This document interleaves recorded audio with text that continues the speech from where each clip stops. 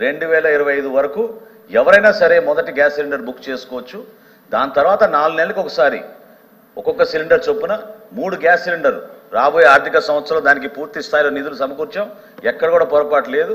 అడ్వాన్స్గా మేము ఈ 3 గ్యాస్ కంపెనీలకి వాళ్ళకి దాదాపు 900 కోట్ల రూపాయలు చెల్లించడం జరిగింది. రాబోయే రోజుల్లో ఆ విధంగానే మేము సిద్ధంగా ఉన్నాం. ఎక్కడ ఎవరికి అనుమానాలు అవసరం లేదు అధ్యక్ష. అంటే మంత్రి గారు చెప్పిన దాని ప్రకారము ఈ సంవత్సరంలో 2 సిలిండర్లు మీ లెక్క ప్రకారం అయితే 2 సిలిండర్లు వస్తాయి. ఆ నెంబర్తో మన అంతే కదా. అది కాదండి, budget is for the financial year March 31, 2025. March 31, 2025 లోపు ఎవరైనా సరే మన రాష్ట్రంలో వారి మొదటి గ్యాస్ సిలిండర్ ఉచితంగా వాళ్ళు దీపం 2 పథకం కింద బుక్ చేసుకోవచ్చు. ఓకే, అంటే అధ్యక్ష మంత్రి గారు చెప్పిన ప్రకారం ఇది నా కవిత్వం కాదు, నా తాలూకా అభిప్రాయం కాదు అధ్యక్ష. మంత్రి గారు సభకి ఇచ్చిన సమాచారం ప్రకారము March 31 వరకు ఒక సిలిండర్ ఎవరు బుక్ చేసుకున్నా సరే ప్రభుత్వం ఇవ్వడం జరుగుతుంది.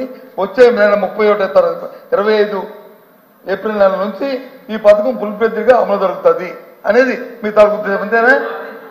అంతేనా చెప్పండి. అంతేనా కాదని సార్, ఇది మీరు దయచేసి చైర్మన్ గారికైనా అర్థం అవ్వాలి. ఎందుకంటే కావాలని అనుమానాలు సృష్టించడానికి ఒక ప్రయత్నం చేస్తున్నారు. ప్రతి 4 నెలలకి ఒక సిలిండరు అనేటువంటిది ఓవరాల్ పిక్చర్ లో 3 గ్యాస్ సిలిండర్లోని. అది కూడా కారణం ఏంటంటే యావరేజ్ కన్జంప్షన్ ని తీసుకున్నప్పుడు పేద మధ్య తరగతి వాళ్ళు 2.5 నెలల నుంచి 3 నెలల్లో ఒక సిలిండర్ కన్జ్యూమ్ చేస్తున్నారు అన్న దాని ప్రాతిపదికగా ఆ నిర్ణయం తీసుకోవడం జరిగింది.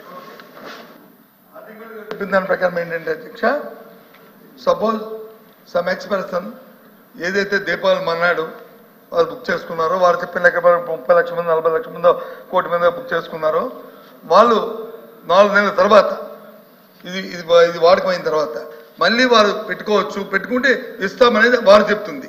వీరు చెప్తుంది ఏంటంటే వచ్చే ఆర్థిక సంవత్సరం వరకు ఇదే అని చెప్పి వీరు చెప్తున్నారు.